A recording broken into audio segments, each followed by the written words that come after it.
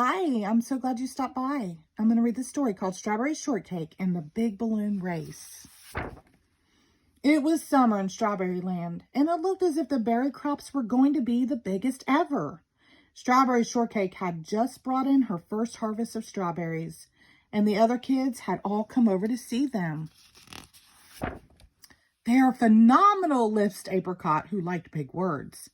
"Why, they're almost as big as Tea Time Turtle," Blueberry Muffin said with a laugh. "I have decided that we should celebrate our first harvest of the summer," Strawberry announced. "Tomorrow we are going to have a hot air balloon race."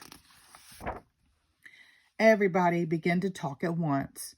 Strawberry Shortcake always came up with the best ideas. "We'll take turns. Some of us can go up in the air first, and the rest will follow on our bicycles. Every balloon will have a basket of my strawberries to eat as we float out over Strawberry Land." "What a wonderful idea," said Lime Chiffon. "A strawberry festival high in the sky." Huckleberry yawned. "I'll stay behind to guard the crops. That means I don't have to move." Everybody laughed. "You can count me out," said Lemon Meringue, straightening her dress. "All that wind will mess up my hair." I go," cried Cherry Cuddler. She was always ready to try anything. Soon it was settled between them who would go and who would stay. Everybody went home to get ready for the trip. Very early the next morning, the kids met on the open field behind Strawberry Shortcake's house. The big colored balloons were already waiting for them, their bright banners waving in the breeze. "Now listen, everybody," said Strawberry. "You must pull on the green cord to go higher and the red one to come down.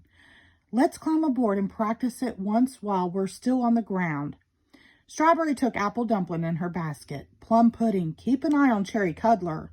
Somebody's got to watch her every minute.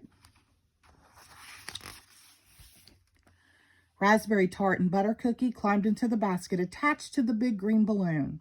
"Lemon Meringue, are you sure you don't want to come?" Raspberry teased.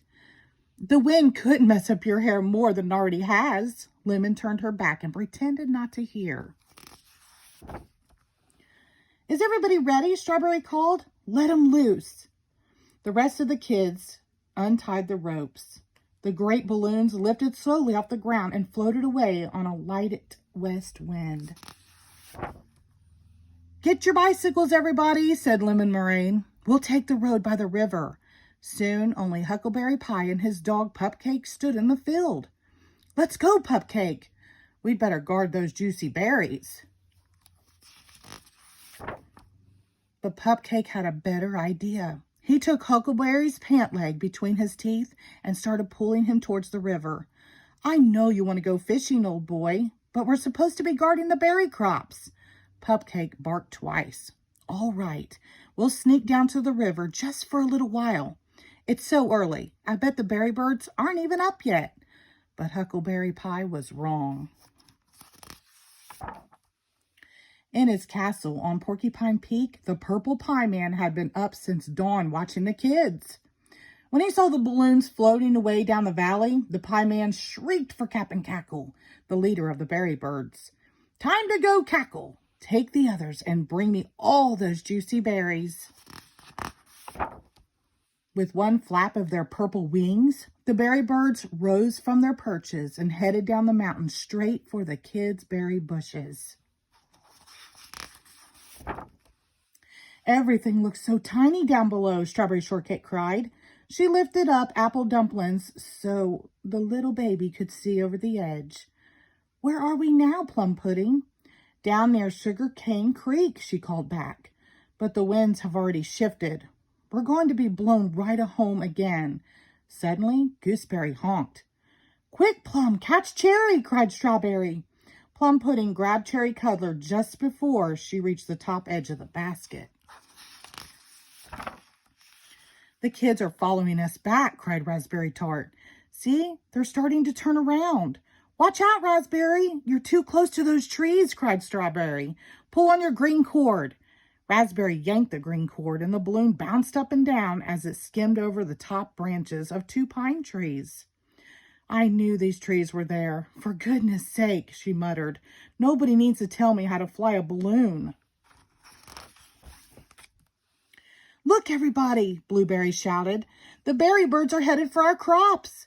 The kids will never get back in time. And Huckleberry's nowhere in sight, Raspberry wailed. Oh, my beautiful raspberries. I've got an idea, Strawberry said. Pull on your red cords so the balloons will drop down as close as possible. Then we'll throw my strawberries at those nasty birds and knock them right off their branches. Great idea, said Plum Pudding.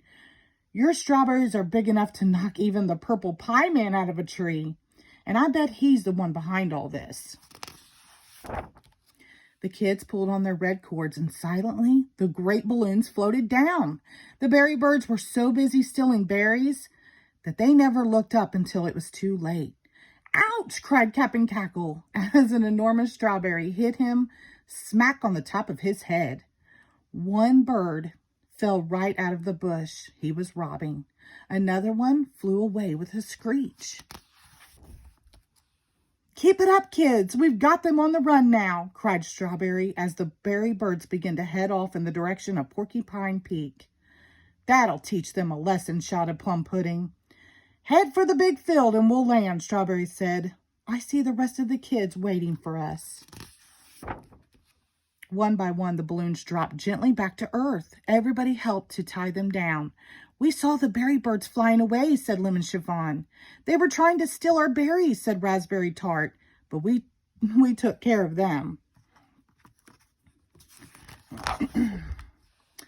Where is that lazy Huckleberry Pie, said Strawberry with a stern look on her face. We saw him as we came up the road by the river, said Lemon Meringue. He's taking a nap. Everybody laughed. Well, he'd better not sleep too long, or he'll miss the big party at my house, said Strawberry. Come on, everybody. We'll have a good time. And they did. The end. Thank you.